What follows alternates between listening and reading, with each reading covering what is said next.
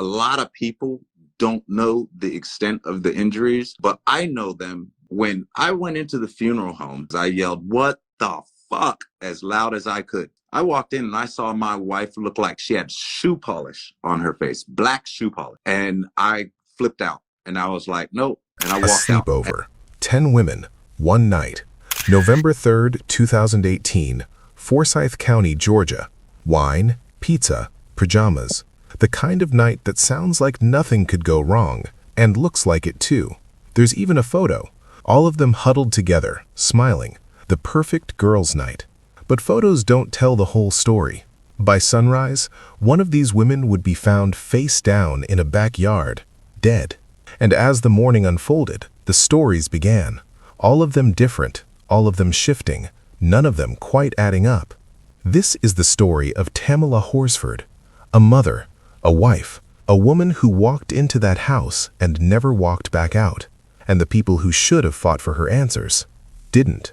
Welcome to Crime Pods. Today, we're in Georgia, 2018, and we're talking about a case that this team has never been able to let go of, because the closer you look at it, the harder it becomes to accept the official explanation.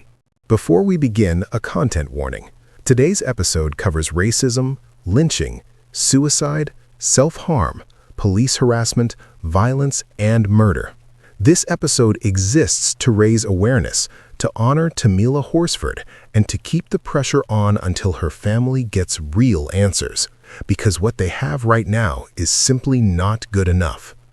Before she became a case, before she became a headline, Tamila was a person. Tamila, Tammy, to those who loved her, was born in the Caribbean in 1978. From everything the people closest to her have said, she was magnetic. The kind of woman who drew people in without even trying. Her house was where everyone wanted to be. Her energy was warm, infectious, larger than life. She was funny, witty, outgoing. She never shrank herself for anyone. At 22, living in Florida, she met a man named Leander, Lee, and the two of them fell completely in love. Lee had a young daughter from a previous relationship, and Tamila didn't hesitate. She stepped up, loved that little girl as her own, and became the mother that girl needed. That was just who Tamila was. She and Lee married and moved to Cumming in Forsyth County, Georgia, a deep South community, predominantly, almost entirely white. Tamila's family was one of the very few black families in the area. That fact, as we'll come to see, matters enormously. Together, they had 5 sons, 6 children in total. And Tamila was present for every single moment of it, every football game, every school event, bullhorn in hand, cheering louder than anyone in the stands. People called her Supermom. She earned it. By 2018, her stepdaughter was grown, married, and pregnant. Tamila was weeks away from becoming a grandmother for the first time. She was 41 years old. She had everything to live for.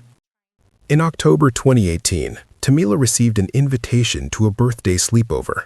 It was for a woman named Jean Myers, another soccer mom, someone Tamila had only recently started getting to know. Their sons played football together. They'd socialized outside of that exactly once at a Halloween party at Jean's house just 1 week before. But Tamila was social by nature. Making new connections came easily to her, so when the invite came, she said yes. The party was organized by Jean's close friend, Stacy Smith. The concept was simple: an adult girly sleepover. No kids, no husbands, just the moms, some wine, some pizza, and a big football game on the TV. Everyone would stay over, so no one had to worry about driving home. Tamila arrived in her white paw print onesie, a bottle of tequila in hand as a birthday gift. She was the only black woman there. Almost immediately, things were slightly off. Despite this being a no-boys night, Jean's boyfriend Jose Barrera and Stacy's husband Tom Smith were both present. The rule had been broken before the night even began. Then came the tequila. Jean's reaction to Tamila's gift was prolonged and vocal. She didn't like tequila, didn't want it, made sure everyone knew it. And while Tamila stepped outside for a cigarette, the other woman passed the bottle around, smelling it, fake gagging, laughing. A small moment, perhaps, but for the only black woman in the room, being the subject of a group joke before the night had even properly started would not have felt small. As the evening settled, the atmosphere lifted. The group watched football, ate, drank. Photos from that night showed Tamila smiling, embracing the other women, looking every bit her usual life of the party self. When she stepped outside to smoke, the other women would follow, keeping her company, keeping the conversation going.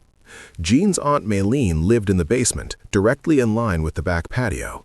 She spent a good portion of the evening outside with Tamila. At one point, Tamila pulled on a joint. A couple of the other women joined her, until Jean came outside and shut it down. Jose was a pre-trial probation officer. Controlled substances at his girlfriend's party were a problem. Tamila understood immediately. She apologized, put it out, no argument. Jean tried to lighten the moment by calling her the female Bob Marley, the only black woman at the party. One joint, the female Bob Marley. At around 10:30 p.m., Tamila FaceTimed Lee and the boys to say goodnight, going around the whole room so her kids could wave hello to everyone. They were her whole world. By midnight, 2 women had left. They'd never planned to stay the full night. The remaining 10 gathered around the table for Cards Against Humanity. At some point during the game, Tamila stepped away to take a call from her pregnant stepdaughter. The table grew impatient. Someone started recording. In the background, a voice. She gonna read it? Read a black card, girl. At 1 a.m., the group called it a night. Tamila mentioned she wanted to go home. Jean, Stacy, and Tom talked her out of it. She'd had too much to drink to drive. She agreed to stay, but she wasn't tired. She was also, notably, the only woman without a sleeping partner. At 1:45 a.m., Bridget's husband arrived to collect her. Bridget and Tamila had been alone in the kitchen, chatting. Tamila walked her to the door, gave her a hug, and said she was going to step outside for one last cigarette before bed. That was the last time anyone at that party claims to have seen Tamla Horsford alive.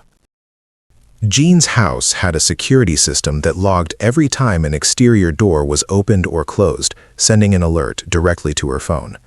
It is, in this case, one of the very few sources of verified fact. Here is what it recorded. 1:47 a.m. Bridget exits through the front door. 1:50 a.m. Tamila exits through the back door. It closes behind her 1 minute later. 1:57 a.m. The back door opens again. It never registers as closed. Who opened that door? Was it Tamila coming back inside? Was it someone going out to her? The system cannot tell us. What it tells us is that the door was opened and never shut. 4:10 a.m. Marcy exits, heading home ahead of a new job shift starting at 10:30 a.m. 8 a.m. The remaining guests begin leaving through the front door.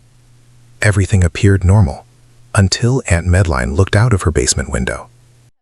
Jean's Aunt Melanine was living in the basement at the time. Her windows looked directly out onto the backyard.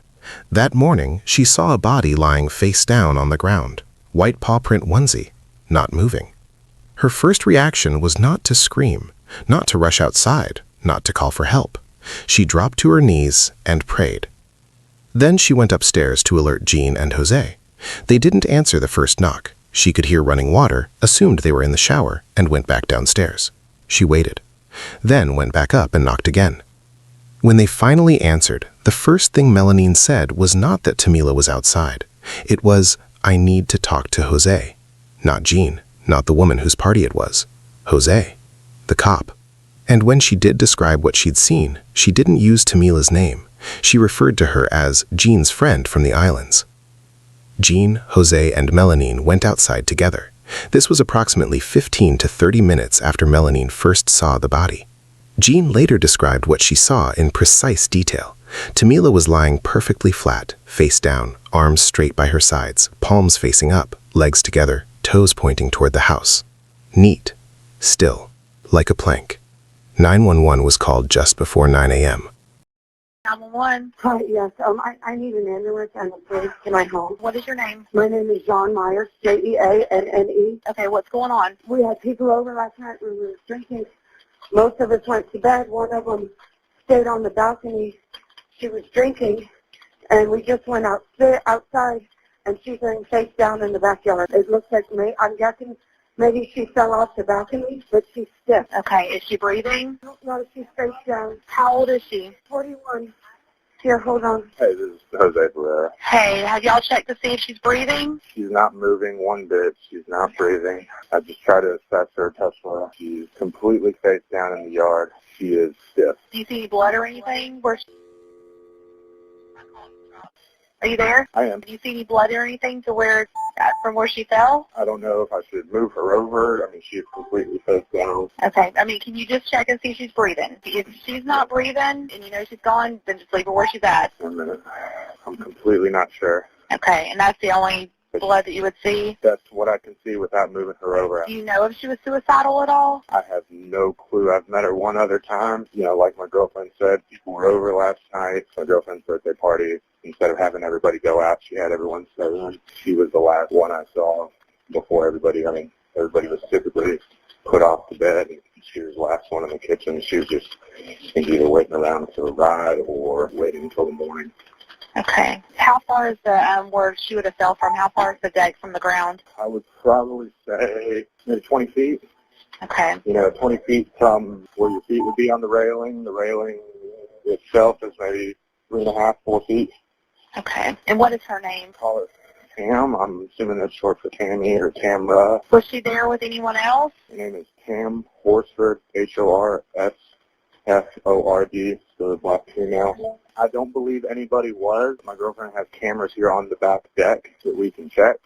Okay. That I think would have caught the incident if she fell from here. It's hard to say if she fell from the deck or if she was already downstairs. She was the only smoker here. And so you think she's possibly out there smoking? Yeah, she was the only smoker. I mean, I'm on the back deck right now, and, you know, cigarettes, lighter, that type of thing are out here. Are all the people that were there last night, are they still at your house? Okay, there are 4 people that were here last night that are no longer here. Okay. And they just left this morning, or they leave last night? We can check. You know, she's got an alarm system that gives alerts when the doors are open on her phone.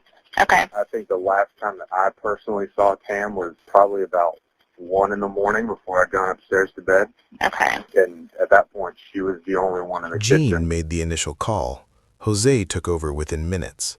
Both were calm, measured, almost conversational. Within the first 2 minutes, Jose was already theorizing that Tamila had fallen from the second-floor balcony, estimating the drop at 20 feet. The actual measurement was approximately 14 feet. Jose did not attempt CPR. He did not check for a pulse. This was a man professionally trained in both. Officers arrived at 9:07 a.m. It was a significant response. Sheriff's Department detectives, Major Crimes Unit, crime scene investigators, and someone from the county coroner's office, trained professionals, people who should have known exactly what they were doing. What they found did not match what Jean had described. She was face down, but like her arms were down, like she just face planted is the best way I can describe it. So her arms were like by her side? Yeah, they were by her side, palms up. And he said... Did you say palms up, like to her back? Like, yeah. Tamila's body was not laid out in a perfect plank. One arm was bent in a V shape extending away from her body. Her palm was facing down, not up. Her head was tilted to the side, not pressed straight into the ground.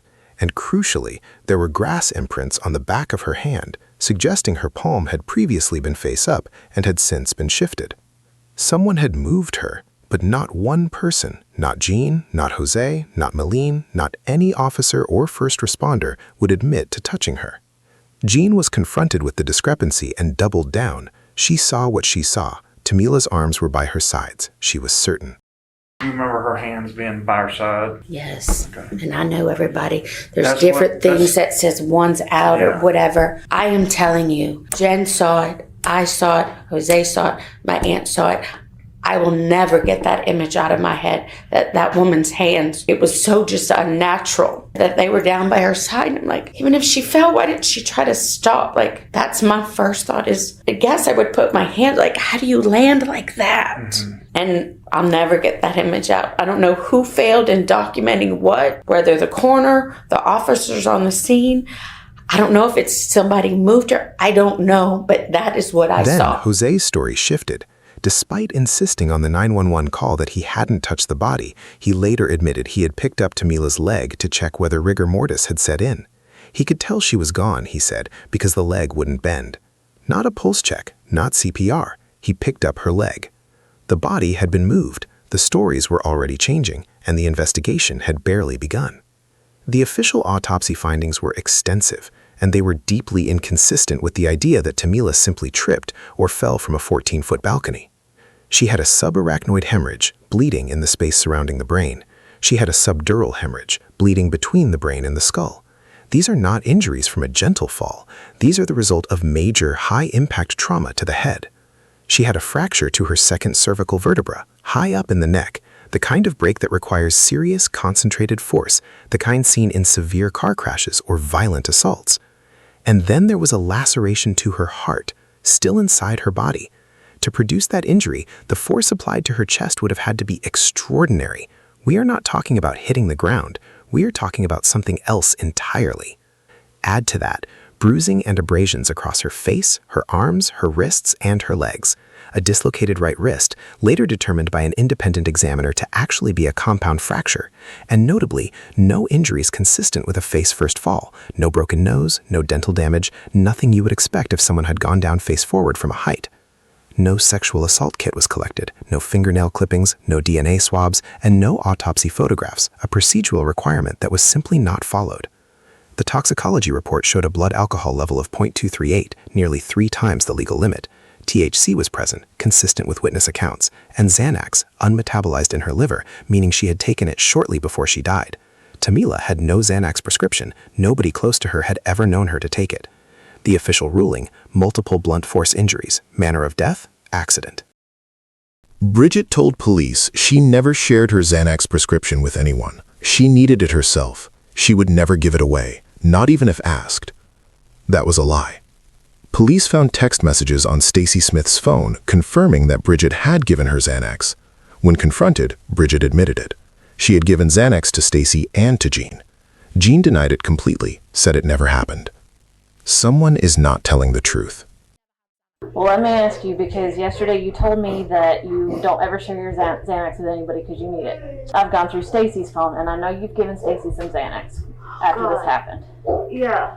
So with that said... Yeah, because she was, I thought she was going to have a freaking nervous breakdown. But I need to know then, because Tam got Xanax from somebody, and it didn't just pop out of nowhere. No. I want to make sure it's real clear that you know, I'm not here to charge you with giving her anything. We just need to know where it came from. No, I knew Stacy well enough that the woman was going to crack, okay? She was going to fall. How many did you give Stacy? Did you give her one that morning and then meet her that night to give her another one? Just say I don't. Bridget was the last person alone with Tamila, just the two of them, in the kitchen from around 1:30 until 1:47 a.m. The toxicology report showed the Xanax in Tamila's system had not yet metabolized, meaning she had taken it roughly 1 to 2 hours before she died. That window lands squarely on the time she and Bridget were alone together. Bridget had the pills. She had shared them before. She was the last person with Tamila. And during her police interview, a detective can be heard apparently coaching her, suggesting she simply say she couldn't remember. This case did not take place in a vacuum, and the more you look at the relationships between the people involved, the harder it becomes to believe that this investigation was ever going to be impartial. Jose Barrera knew approximately 75% of the personnel at the courthouse and sheriff's department. These were his colleagues, his friends. Multiple officers who responded to the scene that morning were personal friends of his. One was caught on body cam footage confirming he and Jose had worked closely together for years. Another officer, speaking with one of the party guests, offered to have a word with his wife, who happened to work with that same guest, to make sure she wouldn't get in trouble for being late to work that morning. A small favor between friends. Jean Myers bought 2 of the investigating detectives Dunkin' gift cards. She was caught on body cam acknowledging it herself, saying she knew it looked inappropriate, but she wanted to do something nice. Aunt Malene baked the officers cookies. Look, and I just went and got y'all gift cards. Oh, well, they're gonna Being bring them so on. I told nice. them I just made them cookies. But then I was told I shouldn't because then it could look bad if I give you something before the case is closed. The man working at the coroner's office where Tamila's body was held for 2 days had previously been fired in 2014 for posting racist images online. 2 years later, he was photographed with the candidate running for county sheriff. When that candidate won in 2016, Chris Shelton was reinstated as deputy coroner for Forsyth County. All witness interviews were conducted at Jean's house, not a police station. The first round didn't begin until 6 days after Tamila's death. They dragged on for 11 days total. And throughout that entire period, witnesses were repeatedly left alone together, unsupervised, between interviews. Neighbors reported that the party attendees were meeting at Jean's house almost every single day. When people are telling the truth, their stories stay the same. These did not. Aunt Malene originally told police she had seen Tamila's body through her basement window. Later, she changed it. She had actually gone outside that morning, she said, seen the body in person, then gone back inside and washed her face, splashed water on it to make sure she wasn't hallucinating, before going upstairs to raise the alarm. That is not a small detail to misremember. That is the moment you discovered a dead body. You either saw it through glass or you were standing over it. Those are not interchangeable memories. Jose Barrera originally stated that after Malene told them, he went straight downstairs with Jean to see Tamila. Later, a new detail emerged. He had actually gone out onto the balcony first, the very balcony Tamila supposedly fell from. He wasn't looking down into the garden, he insisted. He just happened to notice a cigarette and a lighter on the floor, and, owing to his OCD, felt compelled to pick them up and tidy them away. Then he went downstairs. Tamila had smoked exclusively from the ground-level back door all night. She had never once gone up to the balcony. So why would a cigarette and lighter appear there? And why does this detail only surface now, in a later statement, conveniently supporting the theory that she had been smoking up there before falling? Bridget described in precise detail what Tamila did after she left, going outside, leaving the door open, smoking for 5 minutes, leaving her lighter and cigarette behind. Police had to stop her. How could she possibly know that? She wasn't there. She said Jose told her. Then she almost let slip that she had been the one to pick up the lighter herself. The stories were not just inconsistent, they were coordinated, and not quite well enough. To understand how this investigation was handled, you have to understand where it took place. Forsyth County, Georgia has a documented history of racial violence and exclusion stretching back over a century. From 1912 well into the 1980s, it functioned as a sundown town, a place where black residents were systematically driven out through racist laws, intimidation, threats, and murder. It began in 1912 when a 24-year-old black man named Rob Edwards was accused of raping and murdering a young white woman. There was no supporting evidence. It didn't matter. Hundreds of townspeople gathered outside the jail, beat him with crowbars, dragged him through the streets, and killed him. Then they hoisted his body onto a telegraph pole for the crowd to shoot at. What followed was a systematic racial cleansing. White mobs burned black-owned businesses and black churches.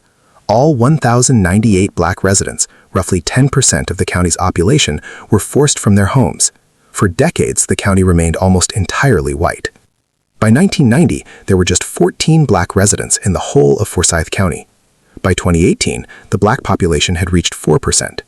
Tamila Horsford and her family were among the very few black families living in Cumming at the time of her death. She was a black woman who died at a white woman's house, in a county with this history, investigated by a department embedded with personal connections to the people at that party. That context does not exist in isolation. It never did. When officers arrived at the Horsford home that morning, Lee was in the bathroom. One of his sons answered the door and ran to get his father. Lee came to the door cautiously. This was a black family in Forsyth County. An unannounced visit from police on your doorstep is not a neutral experience. It carries weight. It carries history. Before confirming who he was, Lee asked what this was pertaining to. The officers repeated the question, "Are you Lee?" Lee asked again, "What is this pertaining to?" "Are you Lee?"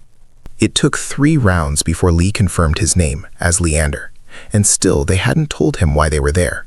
The tone was already hostile. Then, without softening, without patience, without any of the empathy that moment required, It's about your wife. She's deceased." Lee didn't believe it. He went to get dressed, thinking hospital, thinking car accident, thinking something fixable. The officers told him not to go. They told him it had been an accident, that Tamila had tripped over something in the garden and fallen face first into the grass. This was before any autopsy, before any formal interviews. The story was already decided. Door, and the cop says, "Is your name Lee?" And I said, "And what's this pertaining to?" And he said, "Is your name Lee?" And I said, "I'm going to ask you once again, what is this pertaining to?" He said, "Is your name Lee?" And I said, "Actually, no, it's not. It's Leander. But once again, what is this pertaining to?" And he said, "Well, your wife is deceased." So he said, "It's about your wife. She's deceased." That was his exact words. "It's about your wife. She's deceased." And I said, "What?" I said, no. I said, "Where's she at?" And I went to go get my clothes and all this stuff because I was thinking this is horseshit. First, I was thinking she got into a car accident or something like that. Somebody hit her or something like that. And they're like, "Oh, no, it was an accident," and this and that. And I was, "You can't go over there. Everything's been taken care of already. No, we don't want you going over there," this and that. So I was sitting on the front porch with them, and they're like, "Well, it seems that there was an accident. It seems she tripped over something and fell in the grass and this and that." And I'm like, "My wife tripping over something and falling in the grass? I've seen this girl drink half a bottle of tequila and dance salsa in 6-inch heels. That's don't make no sense. She didn't trip over anything." And they're like, "Well, sir, that's where we're at right now, this and that. Would you like us to get her car?" And I was like, "What? Really? That's what we're talking about right now?" So he talked to his officer and told his officer, he said, "Go get her car." And so they went and got her car and gave me her cell phone. And that was basically, "Well, if there's anything you need, here's my card." And then he scratched his actual cell phone number off of the card, but gave me the card. Tamila's funeral was paid for by Jean's mother, who also purchased plane tickets so that Tamila's stepdaughter and her family could attend. Jean said it wasn't fair. Tamila was a stay-at-home mom. They were renters. There was no life insurance. Before the service, Lee went to the funeral home for a private viewing, a last moment with his wife before the ceremony. What he found when he walked in made him shout. This is the thing, is that a lot of people don't know the extent of the injuries, but I know them because, and this is going to shock some people, but when I went into the funeral home, I probably scared the shit out of everybody because I yelled, "What the fuck?" as loud as I could.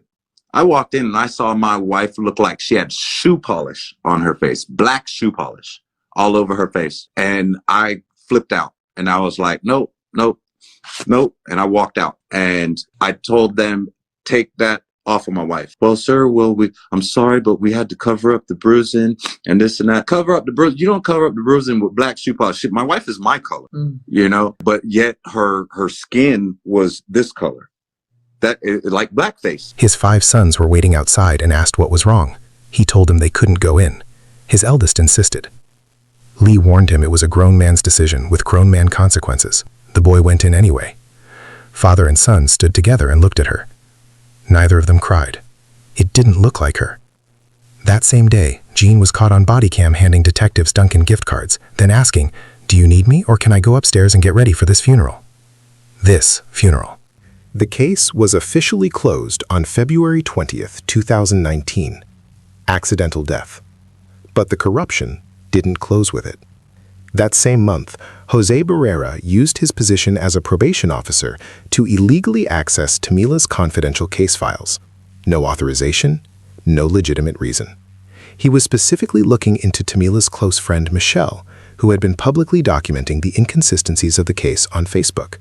Her posts had been viewed over 100,000 times. Jose was caught. He was fired. No criminal charges were filed.